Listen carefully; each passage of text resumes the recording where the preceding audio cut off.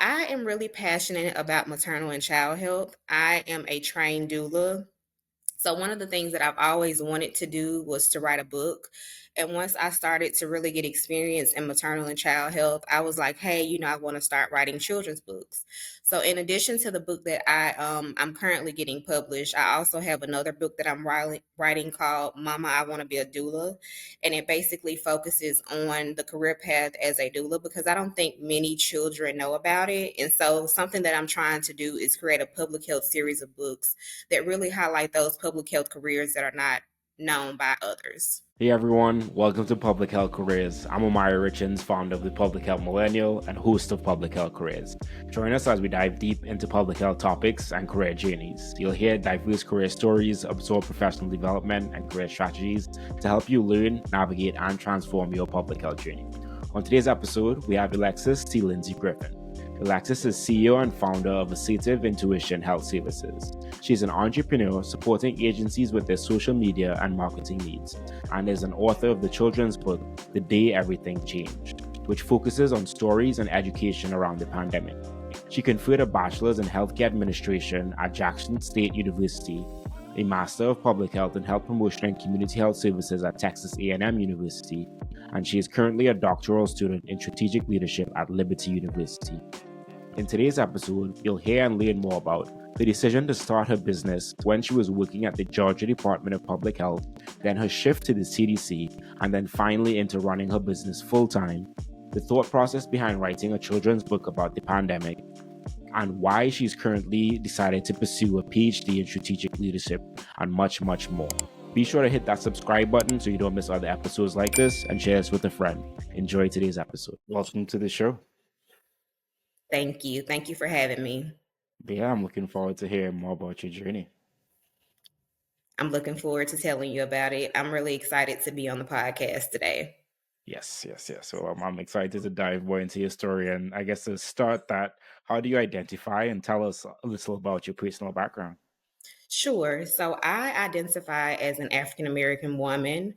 I was born and raised in the Deep South, Mississippi to be exact. I have also lived in Texas, where I obtained my master's degree, and Georgia, where I began my public health career.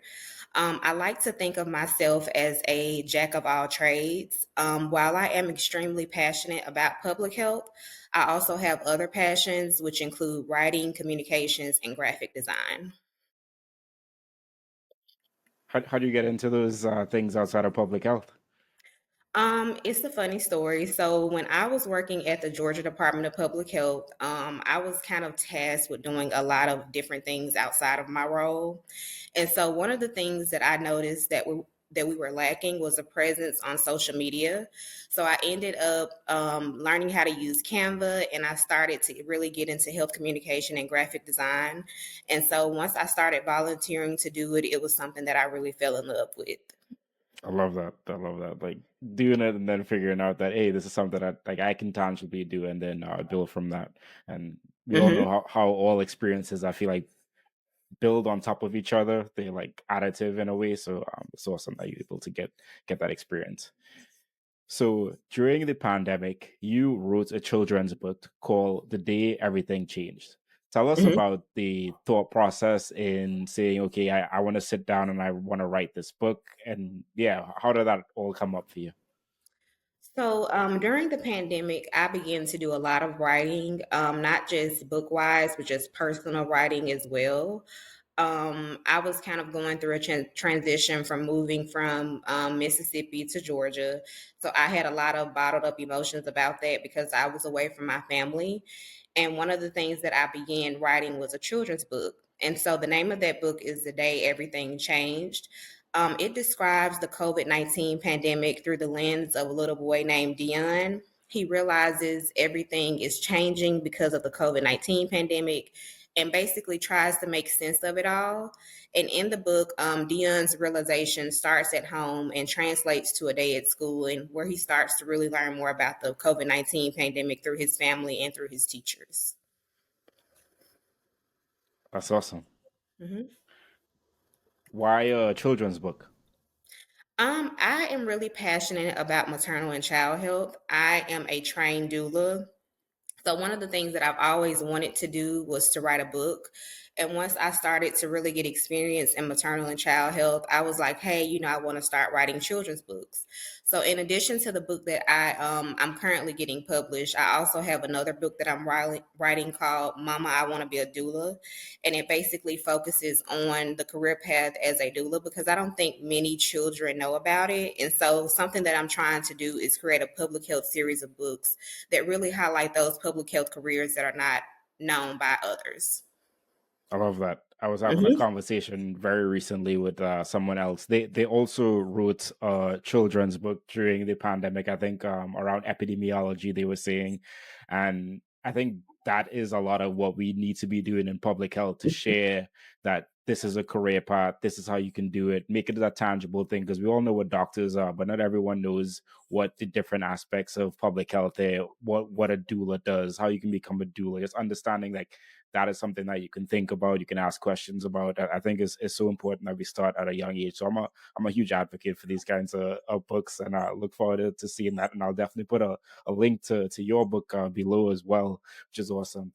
I wanted to Okay. ask, like you shared about like writing, the Mhm. pandemic and writing. How did you get into writing? I've always enjoyed writing since I was little. English was always my favorite subject. Growing up in the South, I think it's kind of like contradictory because every time I go somewhere, people always pick up on my accent. And although, I have kind of like that country accent, I am still very versed in writing. And so it's something that I just took a liking to when I was little. I've always enjoyed writing, whether it be in a diary for research purposes or for class. Writing has just always been one of my outlets throughout my life.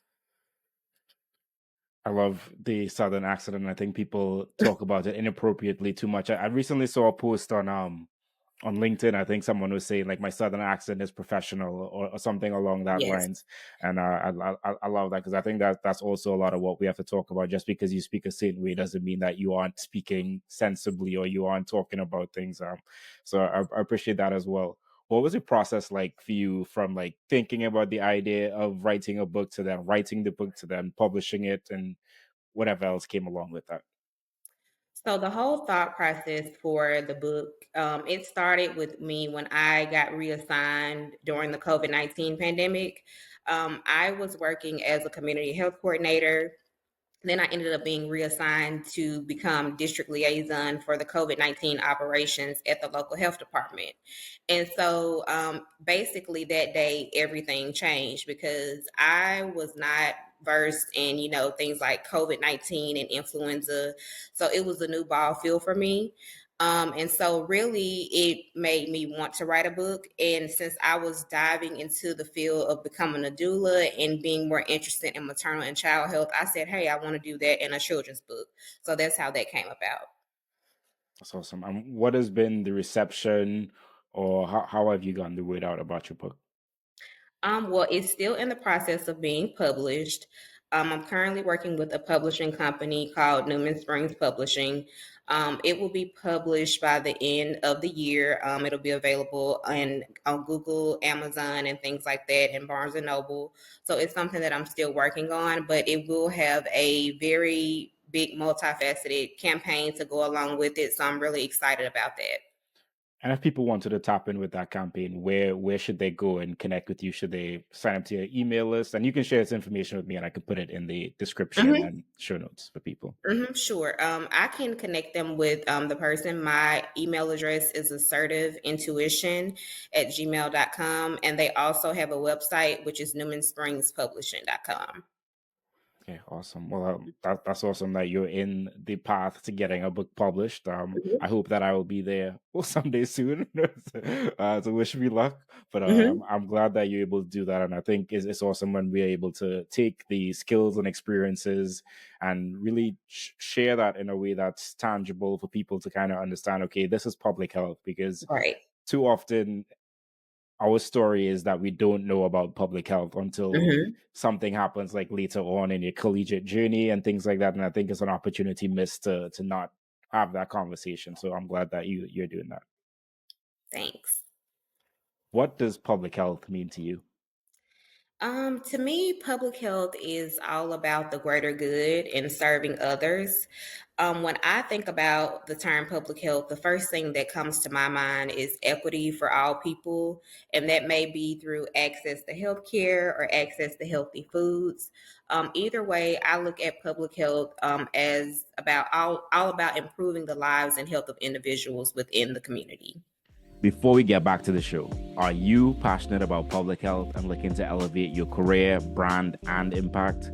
Join the public health community today. Gain exclusive access to career boosting events, connect with like minded professionals, and stay ahead with the latest trends in public health. Plus, enjoy mentorship and career support to help you thrive. You'll even learn tips and tricks on how I grew my LinkedIn by 2,000 followers in the last 6 weeks. Sign up before the end of May to lock in your membership at the current rate before prices go up. Don't miss out on this opportunity to grow and connect. Join us at thephmillennial.com/join or in the link in the description and be part of our vibrant community dedicated to making a difference in public health. Let's build a stronger future together. Now back to the show. And you went on to get your Bachelors of Healthcare Administration at Jackson State University. Walk us through that thought process. Did you begin as a healthcare administration major? Yes, I did. So I was introduced to healthcare administration by my mom. She completed her degree in business with a focus in healthcare management, which is basically the same thing as healthcare administration. I would read her textbooks all the time, and I became very intrigued with the career path known as healthcare administration. I began researching jobs that one could obtain with that educational background, and I was completely sold. I knew it was something that I wanted to do. I also began to read about different things related to healthcare administration, like jobs such as being a hospital administrator, a nursing home administrator, and also things about public health. Ironically, the healthcare administration program at Jackson State was housed in the School of Public Health. So I had public health courses while in undergrad, which also sparked my interest in public health. Yeah, well, once again, I think that exposure is important, and however we get it in our lives to get where we are. So I want to walk through some of the experiences that you had throughout your bachelor's program. Hmm. So you had a study abroad experience in Finland and Stockholm. You were a Mississippi INBRE Service Scholar at My Brother's Keeper Inc. You were a public policy intern at Planned Parenthood of Southeast, and you were a student associate at the American College of Healthcare Executives. So just walk us through those. Yeah, sure. So my study abroad experience was really life changing. My academic advisor and the W.E.B. Du Bois Honors College at Jackson State recommended me for the program. I was able to visit the Finnish Board of Education, where I directly communicated with administrators and leaders and had the opportunity to learn about how the country maintained an excellent quality of education without homework and standardized tests. I also had the opportunity to visit sites in both countries, including healthcare facilities, which allowed me to expand on the depth of my knowledge regarding cultural competency and healthcare practices. I also visited various schools to obtain a sense of the school systems in the two countries, which also gave me an opportunity to analyze the similarities and differences from schools in the United States. As far as the Mississippi Embry program, I learned about that internship through one of my professors.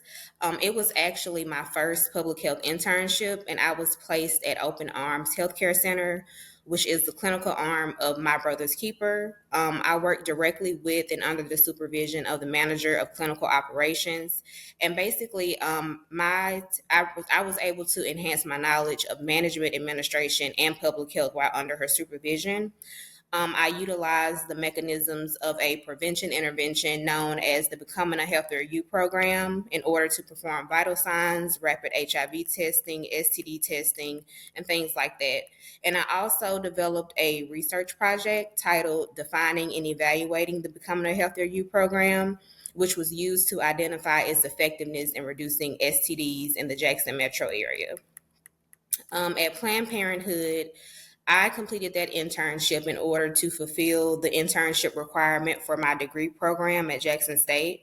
I work with the program manager and the director to promote public policy awareness regarding women's health, voter registration, community outreach, and canvassing in the Jackson metro area. While doing that, I had the opportunity to plan and organize the logistics of events by recruiting volunteers, volunteer leaders. I also secured venues and I set up different tables with things such as condoms and different sex information with pamphlets and stuff like that. And I also collaborated with local colleges and universities in Jackson, Mississippi, in order to promote those events.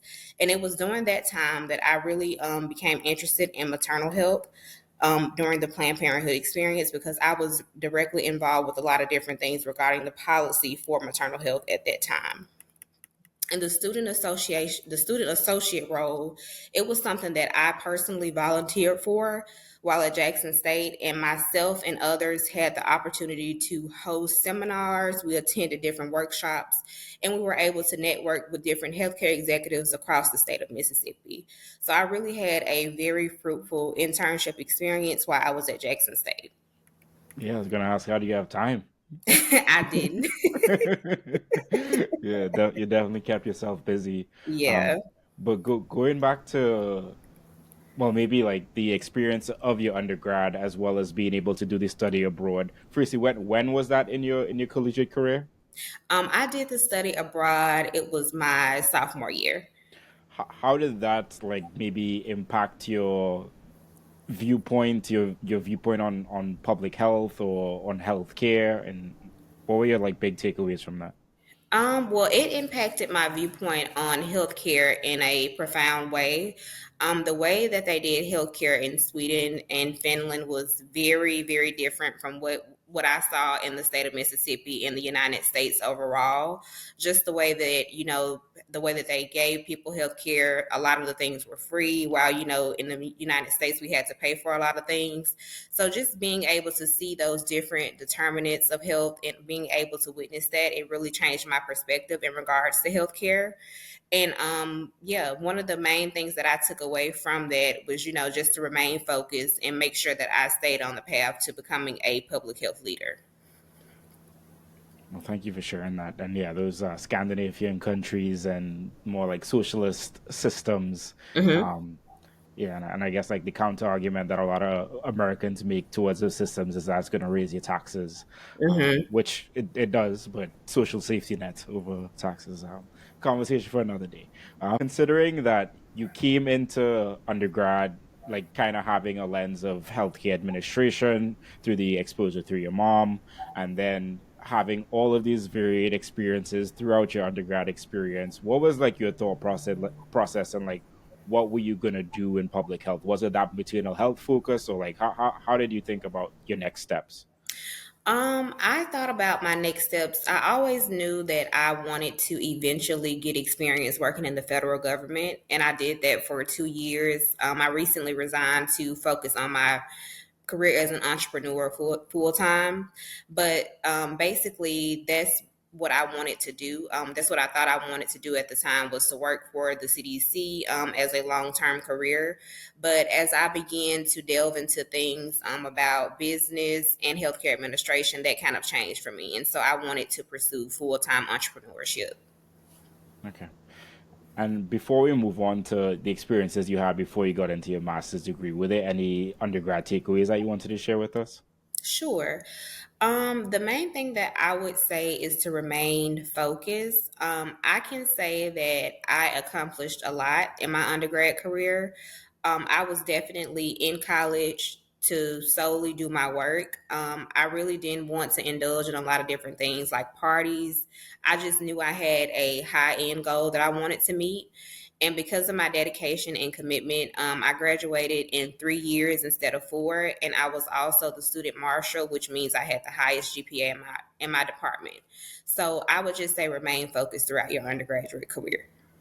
Well, shout out to you. That's dope, especially with all those varied experiences as well. I could only imagine. Um, Hmm. but yeah, kudos. So then you graduated and you went to become a CDC undergrad public health scholar and then a Mhm. community health worker research intern at the New York Department of Health and Mental Hygiene. Tell us about those experiences. Sure. So, after obtaining my bachelor's, I went on to complete an internship program known as the CDC Undergraduate Public Health Scholars Program. It's also known as the CUPS program. That program was life changing for me as well. I was so nervous throughout the application process because I knew I was competing with students from across the United States. So that was kind of intimidating for me, especially being from a small town in Mississippi and trying to get accepted into something so prestigious. I was kind of experiencing imposter syndrome at the time, but I remained hopeful throughout the process. And I was over the moon when I received the acceptance letter because we were told we were selected out of 1,700 applicants, and there were only 41 of us. I was placed at the Columbia University Irving Medical Center. So I lived in New York for 3 months. And that was the first time that I had ever been away from home that long. And while it was really difficult, I began to flourish as time went on. I learned so much about myself personally and professionally during that time. And the internship at the NYC Department of Health and Mental Hygiene, it was also done under CUPS. And I had the opportunity to support the local engagement strategy and visibility of the Community Health Worker Workforce Initiative. I was tasked with gathering information from local community health organizations about staff and community health worker roles, and I did that via surveys and interviews. I also supported the design of assessments for CHWs at CBOs through the utilization of resources in focused neighborhoods. And I also implemented the assessment process through survey dissemination, scheduling, and conduction of the interviews. So I had a really fruitful experience there as well. Yeah, that's awesome. And speaking back to maybe your younger self when you were applying for the CUPS program and having the imposter syndrome, what is the message that you would give someone in that situation right now?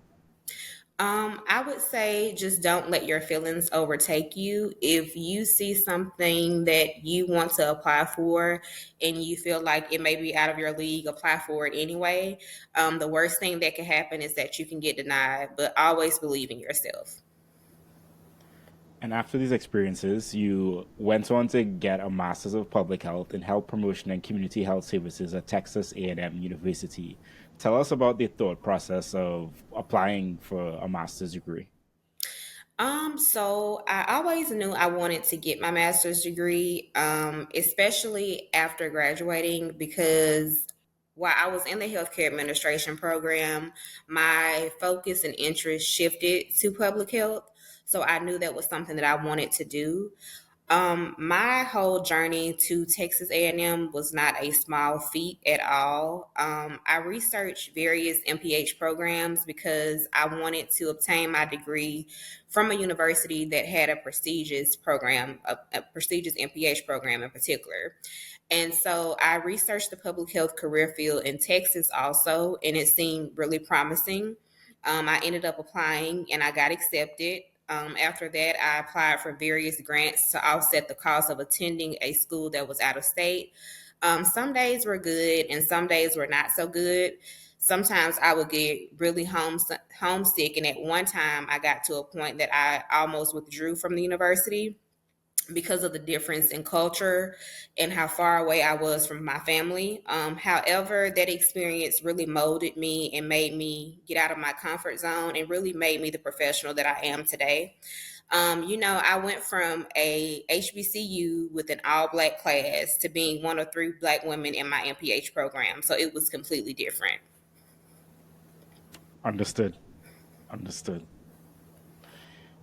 I will ask you a few more questions Mhm. about maybe like overcoming those feelings and different things like that. But I could only imagine what that difference is and what that can make you feel like. So, once again, shout out to you for persevering and then going through that and getting to where you are.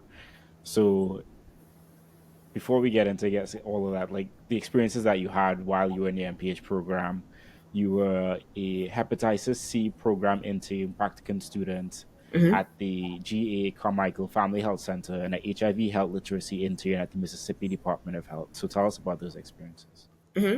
So I completed the hepatitis C program internship at GA Carmichael in Canton, Mississippi. And this was to fulfill my practicum requirements for my MPH.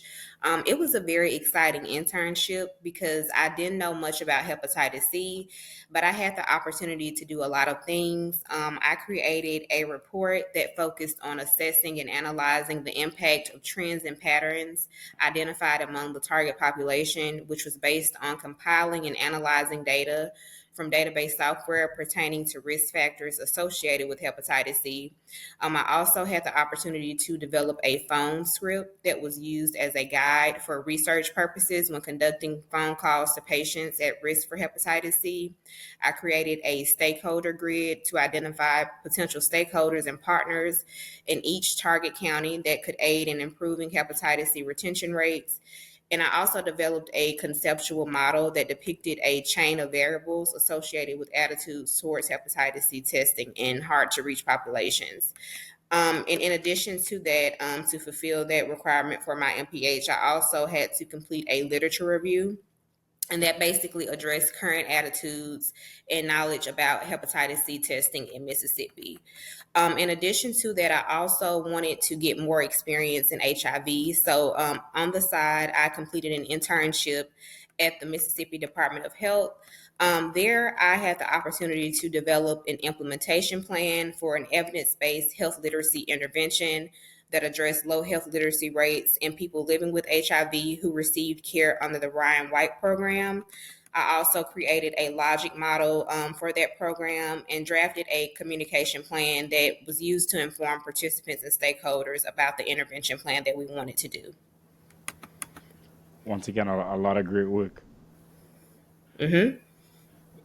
So I guess coming from your bachelor's into your master's, you said you're shifting more from like the health administration perspective to public health perspective, and you're doing a lot more work now. It seems with like hepatitis C, HIV. What are you? What are the skill sets, or what's the vision for the next step of your career?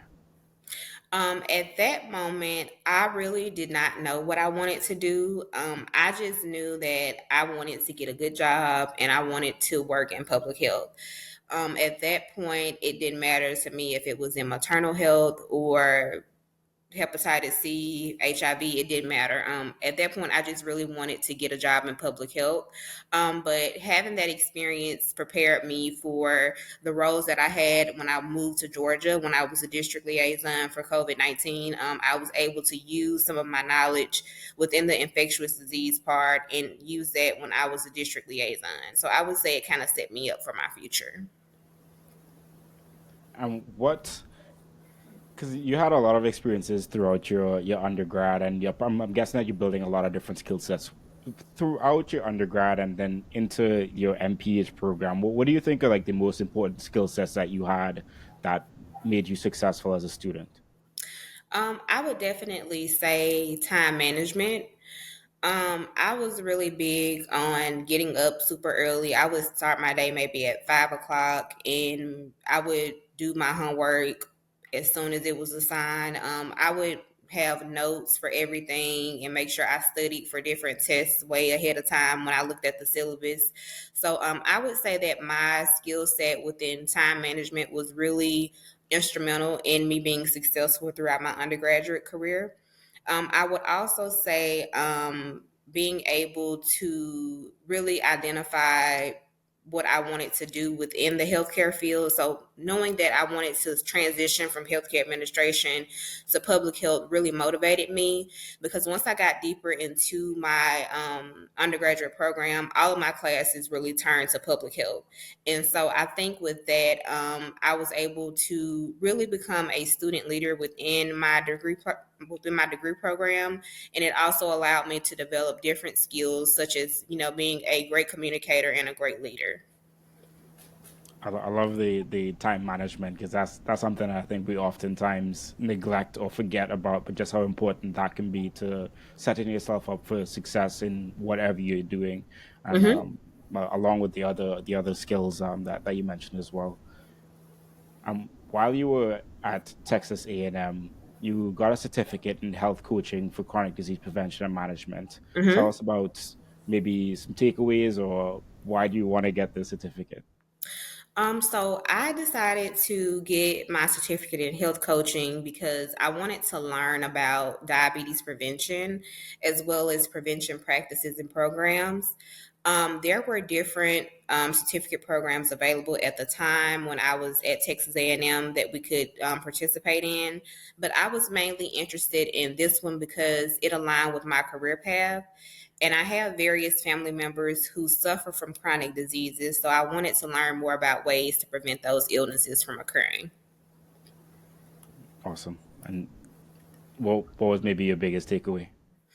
I would say always be open to new opportunities.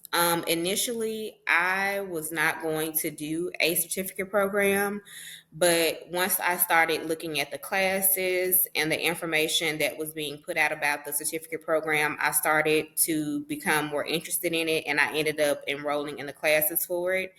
And that certificate allowed me to create lasting relationships with my classmates. A lot of us still do different work, contract work, based on that certificate. So I think that that was a key takeaway for me, is to always be open to opportunities and don't just, let something fall by the wayside. And now going back to you going to school, first time away from home for a long period of time, feeling culturally maybe out of place. hmm What were the things that helped you stay grounded and helped you to continue on persevering to complete your MPH? Definitely my mom. She helped me in a lot of ways. I would talk to her every day and she would encourage me. Also, just being within community with my classmates. I wasn't used to interacting with people of a different race. So once I started to open up more and interact with my classmates, I began to get more comfortable, and that helped me to become more secure in myself and really decrease that imposter syndrome that I was feeling at the beginning. Well, thank you. I appreciate you sharing that, and I'm glad that you had your mom as well as the willingness to connect with your classmates, and that was able to help you get through that challenging time in your life. hmm And what were some big takeaways from your MPH experience? Big takeaways for me were to basically always believe in yourself no matter where you come from. Like I said, it was really, really difficult for me at first when I moved to Texas. But just going to a university like Texas A&M opened so many doors for me.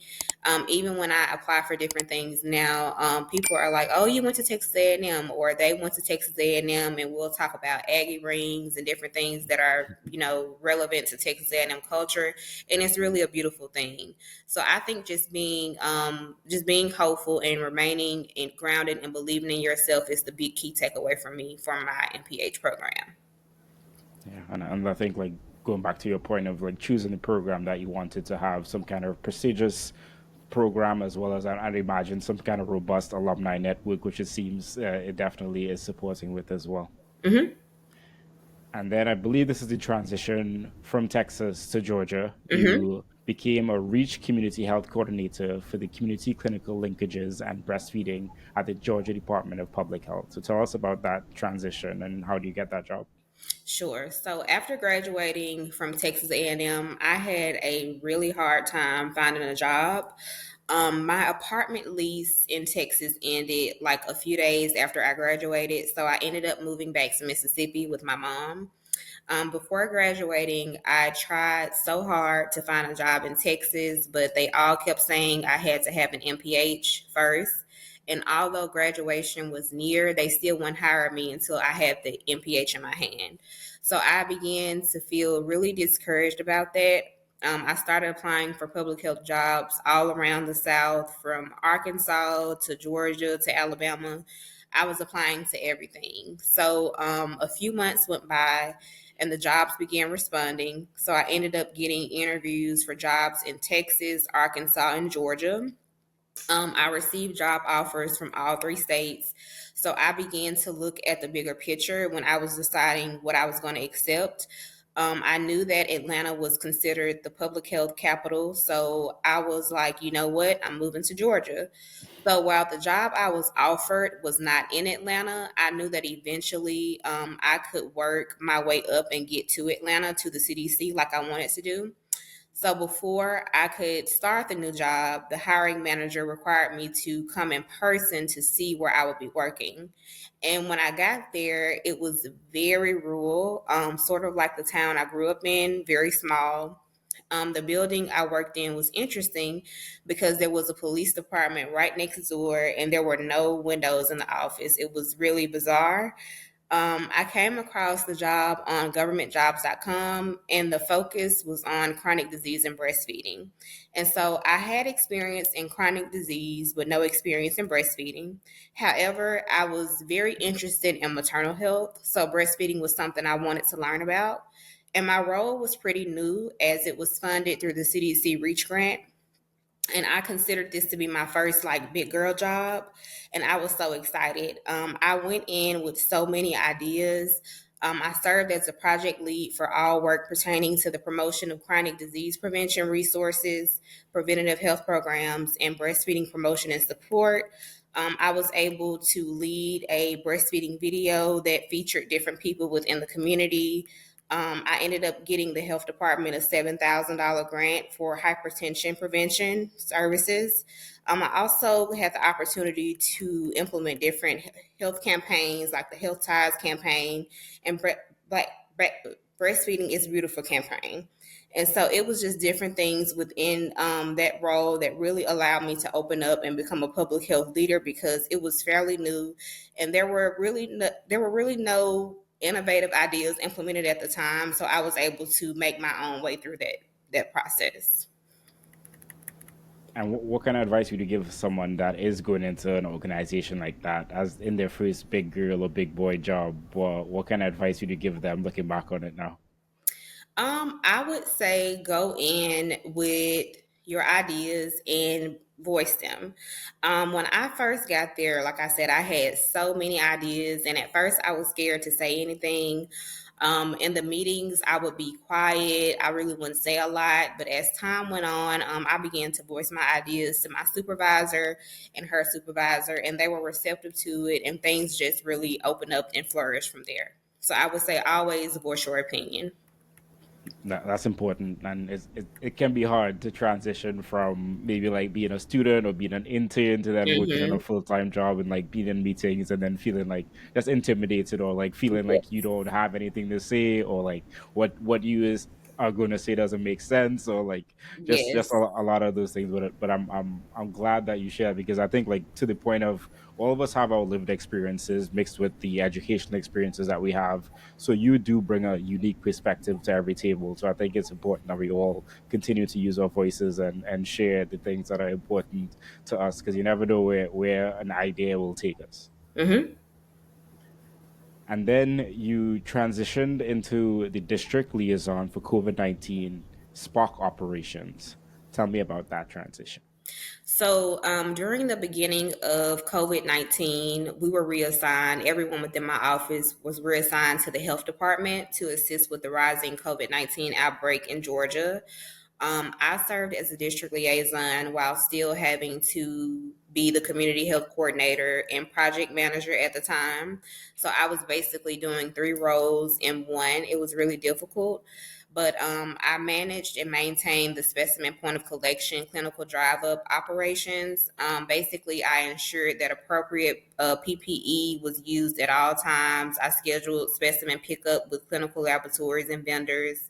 I completed daily operation reports, which included things like the number of specimens collected, average time spent with each patient, specimen kits received. I also conducted inventory tests to ensure that we were receiving an accurate amount of COVID-19 related materials like test kits and gloves. And I also had the opportunity to train temporary staff on how to use the database that we were using for patient information. And I also had to serve as the health safety officer. So I had to monitor body temperature fluctuations and the onset of COVID-19 symptoms among the health department staff. So it was a really good experience. I also, during that time, received an award for my work during the COVID-19 pandemic. It was called the COVID Quarantine Hero, and it was for exemplifying leadership, motivation, dedication, and tact during my reassignment to the state COVID-19 response team. Well, kudos to you once again. And I guess a bigger question is, it seems like that would be a lot. Yes. Not only having to deal with like shifting and doing three roles, but now living in a world where COVID is impacting like our daily lives and just how we operate. What was going on when that happened for you? It was so much going on at that time. Basically, when it first began, the health department was flooded with like so many tasks that needed to be done. It was ridiculous. We also had to work on the call line for COVID-19.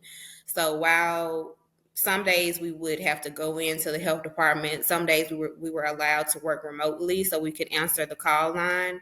And I remember sometimes I would have like over 100 calls a day regarding COVID-19, and it was really overwhelming. But I would say that it really gave me a different perspective in terms of public health and allowed me to develop different skills. Yeah, well, thank you for that work. Thank you. No, don't thank me. I wasn't doing nothing. Thank you, thank you. And you were also, I think you got promoted or got shifted into a project manager role. So tell us about that shift. So that was something that I was also doing during the time that we got reassigned, and it was project manager for the Reach Influenza Grant Supplement. So it was in addition to the CDC grant that we received for chronic disease, breastfeeding, physical activity, and things like that. So I had the opportunity to implement different campaigns like the featured flu fighter of the week. We also had a campaign where I organized where different businesses would highlight different flu materials within their windows so they could show their customers that they were for fighting the flu. I also developed different social media campaigns, and I had the opportunity to coordinate and manage off-site mobile clinics for the flu and organize flu-related events in rural Hancock County, Georgia. And I also had the opportunity at that time to manage my first budget. So it was a budget of about $135,000, and I was the manager for it. And it was used to support influenza awareness and promotion activities. Was that challenging for you, the budget Yes. part? Yes. Having to keep up with all the invoices and requisitions. It was very different for me, but it really prepared me for the business aspect of things and also prepared me for different things when I got to the CDC. Absolutely makes sense. We learn and then we jump into spaces where we don't know anything and we have to overcome those barriers of learning. And then, like to your point, just adds to the knowledge and experience that we do have that we can use in other places. Hmm. So switching gears, I guess a little bit. You have three certifications that I'd love for you to touch a little bit on. So I guess the one that people are probably most familiar with is the Certified Health Education Specialist, and then you have a DPP Lifestyle Coach, and you're strengthening community health worker program certificate from Harvard X. Hmm. Sure. So I always knew I wanted to get my CHES certification since undergrad. It was something that my professors at Jackson State always emphasized for us to obtain, and they considered it to be a gold standard in the field of public health. So I knew it was something that I would do eventually. I just didn't know when. But I ended up obtaining that while I was in Georgia, working in my first role as community health coordinator. Also, during my role at the Georgia Department of Public Health, I obtained the DPP, which is the Diabetes Prevention Program Lifestyle Coach certification. Myself and one of my coworkers were offered opportunities to complete that training because it aligned with our roles and responsibilities at the time. So we completed that training, and they started working on the program itself after I left from that role. But we were really focused on that certification so we could begin implementing the DPP program in Hancock County. And so while I was in Hancock County, also, I was working with a lot of community health workers, whether it had been faith based or people who were just based in the community or at the health department. I found out about that certification through Harvard X on LinkedIn. At the time, I was working with community health workers in Hancock County, and I had experience working with community health workers in New York City. So I just wanted to build on that experience, which is why I ended up getting that certification. That's awesome. No, seems like you're definitely just building up your experiences as you go along. Mm-hmm. And did you start your business first, or did you start working at the CDC first? I started my business first. So I started my business shortly after completing my training as a birth doula. Initially, I only wanted to pursue doula opportunities in my business, but I found the new passion for health communications and graphic design. And so I ended up getting some contracts through that. And I knew I wanted to work with public health companies to improve their social media presence and also their understanding of health communication as well. So how did all of that start up? Like, was it that you did some graphic designing and then you saw someone like, oh yeah, tell me how this business, and just so anyone that's listening, so you're the CEO and founder at Assertive Intuition Health Services. Mm-hmm. Yeah, so it started basically when I started doing the social media for the Georgia Department of Public Health as like a volunteer thing because the social media presence was basically non-existent, and I felt like we needed to promote the REACH program within Hancock County in order to get people more interested in what we were doing in terms of chronic disease prevention and breastfeeding. And so when I started doing that, I started to look for different part-time roles within health communications and social media related to public health. And so I ended up obtaining my first role in December 2021 with a consulting firm. And so when I did that, it really just took off from there. My next role ended up being a consultant for a maternal health nonprofit in Atlanta, Georgia. And then I ended up working with different public health consultants on the side as well. But all of it really stemmed from me doing that volunteer work at the Georgia Department of Public Health. Love it, and I see like just how important it is. Like sometimes we've spoken about a lot of your experiences, your internships, your jobs, but who knows how important a volunteer experience can be to just building out a future for yourself. You never know like what experiences that you do take on, whether volunteer, internship, or in a job, are going to be something that really helps you build a business, do work, connect with cool people in the future. So I'm glad like that was able to come out of all of this. And what has that development of your business look like?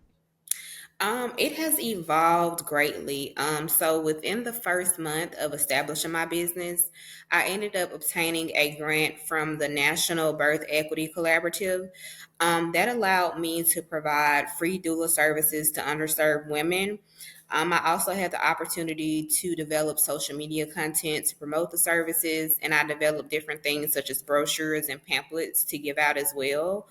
I also had the opportunity to do virtual and in-person birth support to birthing people. And also, like I spoke to previously, serving as a public health and health communication consultant for various public health companies. So it's really been a journey and it's been a very exciting process. And I'm also in the process now of applying for my first federal grant since I'm no longer working for the federal government. That's something that I'm trying to dabble in now. So I'm really excited about that. And I believe you also have you've I think it's an award, the Goldman Sachs 1 Million Women in Business Mhm. program. Tell us about that. So my aunt, she has a business and she found out about the Goldman Sachs program and she told me about it. I always knew about Goldman Sachs, but I was highly impressed with their commitment to invest in Black women. The process was very rigorous, and I was on pins and needles waiting for a denial or acceptance. I got the acceptance, and as I was traveling one day, and I was so excited.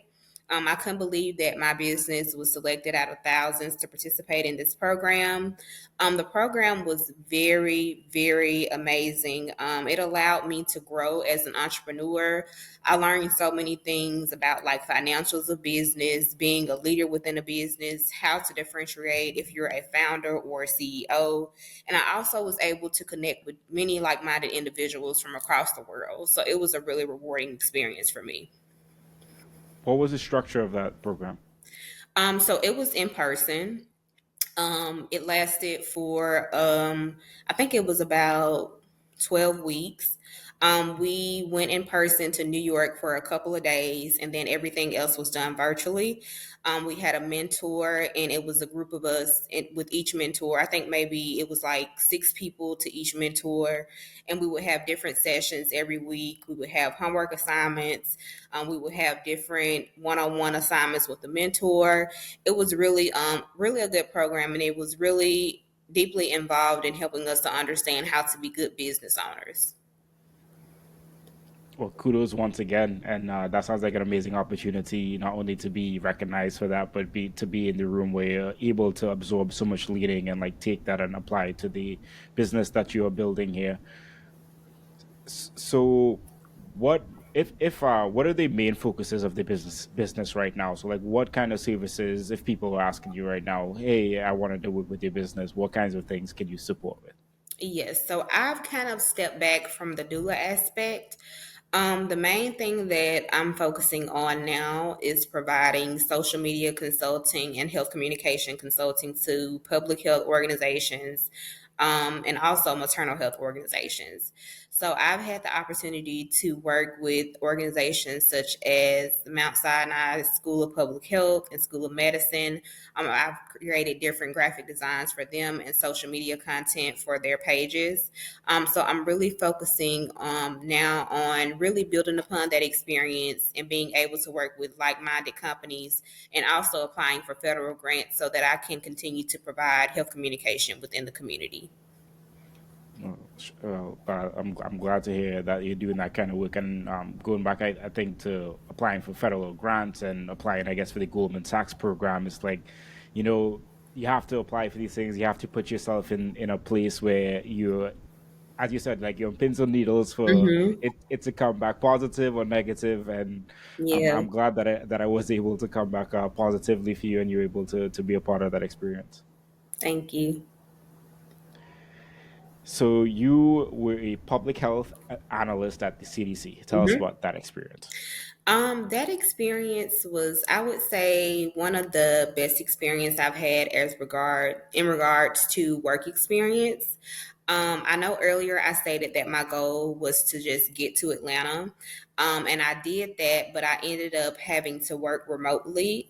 So it was kind of like at first I was teleworking, which meant that I was having to go in the office some days, and then I got a chance to work remotely some days, but then it completely transitioned to remote work. So as a prior intern for the CDC, I knew I wanted to go and get experience working there, because they're considered the premier public health agency.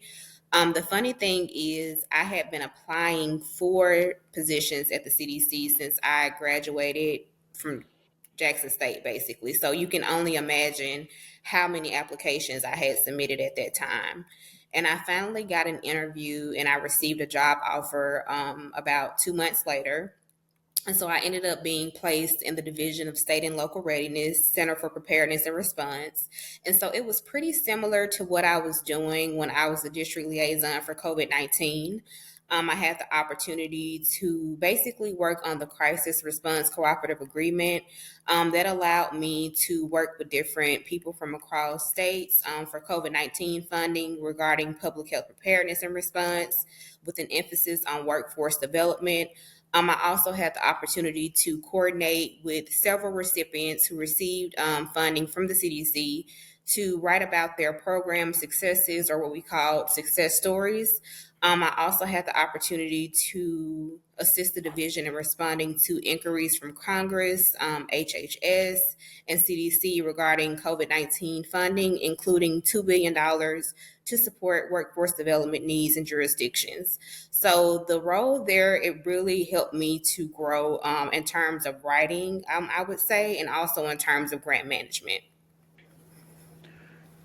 And what do you think changed for you to get into the CDC or get the interview and get that opportunity this time around?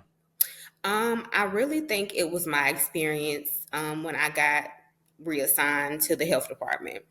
And I think it was that because my role at the CDC basically focused on things like COVID-19 and flu, which were the things that I had begun to do in the later part of my career at the Georgia Department of Public Health.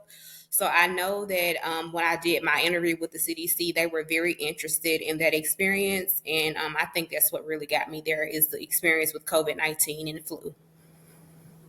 Well, thank you for sharing that, Mhm. and I think that just goes to show like you never know like what experiences you have are the ones that are gonna really stand out to other people that are looking to hire you for a job. So be sure that you're able to highlight those different experiences and speak to them in interviews as well. Mhm. And you are going to started pursuing a PhD in strategic leadership at Liberty University. Mhm. Tell us about that. So I decided to enroll back in school this year because I have a goal of completing my doctorate degree before 30. I'm not sure if that's going to be possible now, but I'm really trying to do that. But previously, I always wanted to pursue a doctorate in public health. But as I've become a business owner and a different kind of leader, my goal has kind of shifted. So the strategic leadership program really embodies like what I want to do and become as a leader within the workforce. I appreciate that, and I think we need more of that because you can take the public health experience and apply it in so many different ways, and Right. really being able to your point, like I have this business, say I really want to develop it. What is the thing that's actually going to help me develop it the most? And in you thinking about it, it was strategic leadership Hmm. over a public health degree specifically. Um, so what kinds of things are you trying to ideally gain from this program? I hope to learn how to be a better leader overall. Eventually, I do want to start hiring different contractors to work with me on different grants that I have. So, I really want to be able to have those leadership attributes that are needed in order to work with different people who have different personalities and work styles. So, I believe that this program will allow me to do just that. More of that CEO type Hmm. role, learning how to build a business. Love it, love it. Well, I look forward to seeing how you develop in that program, how it helps support your career and business growth and development. So I'm a huge fan of Crochet, so looking forward to seeing how that all unfolds for you. Thank you. Yeah, yeah, yeah. And before I move on to the Furious Five, where can people connect with you? People can connect with me on LinkedIn. My username is Alexis Lindsey-Griffin.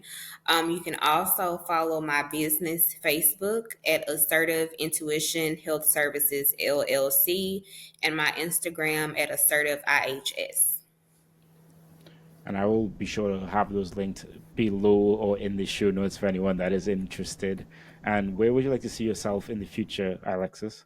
I see myself as having a very successful business with employees, working with different companies across the world, and doing business with the federal government. Those are the main things that I want to do. And I also see myself being a certified woman in minority owned business as well. Well, wishing you the most success and best of luck in those journeys. And we'll definitely be here at the Public Camp Millennial supporting your journey. Thank you. You are most welcome. So, moving on to the Furious Five, the five questions that I ask all guests. Number one, what advice would you give to a student trying to pursue a career in public health? My advice would be to complete as many work experiences and internships as you can. For me, I know personally, this will set you apart from other students and show that you begin working on your public health career path early. Although I had internships that were still counted as work experience when I began applying for jobs. So I would say whatever experience you can get while you're an undergrad, even if it's volunteer, get it. Do as many internships and volunteer experience as you can. Number two, if you're talking to someone wanting to get into your position, what advice would you give them? I would say work hard. I can't tell you how many obstacles I have faced throughout my career journey, but through hard work and perseverance, anything is possible. And I just think if you continue to work hard, everything will be rewarded to you in the end. Number three, what's something you are working on improving in your life right now? I am currently learning to be a better businesswoman. I'm currently being mentored by my mentor from Goldman Sachs. We still have a relationship, even though the program ended. She's still mentoring me, and I'm also getting into attending different business workshops to improve my skills as well, and to meet other business women who are trying to achieve the same goals as me. Number four, professionally, do you recommend anything? Yes. So I recently read Public Health Entrepreneurship by Quisha Umemba. Mhm. It is a fairly new book and it just came out. I learned about it in the Black Ladies in Public Health group. And I ended up ordering the book and I read it, and it's a really good book. And I recommend anyone who is in public health entrepreneurship to check it out. Awesome. I have purchased the book. I am yet to read it. It's on my shelf. It's haunting me Mhm. a little bit, but I will read it sometime soon. That's for sure. Shout out to Keisha. Um, and last but not least, if there was one piece of advice you'd give to your younger self, what would it be? I would say you are worthy. No matter where you're from or what you've been through, you are worthy and you are exactly where you are supposed to be. Couldn't end it any better than that. Well, thank you so much, Alexis, for coming on and sharing your story and experiences. Thank you for having me. Yeah, my pleasure. Look forward to having you back in the future when the business is developed and you can tell me all the secrets that you've unlocked along the way. I look forward to it. Thank you. Awesome, awesome. Housekeeping items, everyone. Thank you all so much for watching or listening to this. Be sure to subscribe if you have not as yet. Leave a like if you're on YouTube. Leave a review as well if you're listening to this on podcast, and share it with a friend. It really helps the show get out to more people. So please do that. Peace, everyone.